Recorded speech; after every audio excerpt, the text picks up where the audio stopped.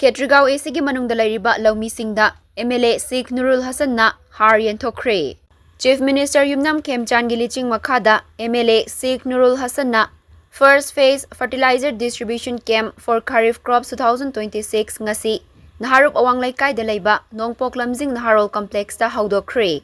Kshetrigao ACG manungda lairiba lawmisingda Kharif season matamda har matam chana fanghanaba amadi Henna pothok puthok pangamnabagi pandamda har yenthokpagi thoramasi haudokhibani. Lawmisingda henna khudong chaba fanghanabagi damakta har yenthokpagi camp asi Kshetrigao ACG manung chanba mafam marida pangthokani hairi. Agriculture Department, Government of Manipur के Forest District Agriculture Officers Awang official singa to masi Kharif crop ki oina fertilizer yang mafam mari amasu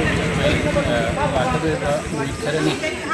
July ki tang ama ani fogo manunda mafam singasu lomi singda yenna kudong chahanna fertilizer distribution di campaign thaigadra distribution jera asi amna si lomi singna pairaga har sing matam sana khungde natragana koi har se black marketing da maman wangna pangbana togana pangaba isu ke ama thoku anda ki chahi de anu koi mineral cheese to da Khemchand in makhada lomi singda amna line amage ahong mamanda mai koi mafam lomi sing ba central location sing da chatlaga har fertilizer distribution gi program ase ekatpa department national department su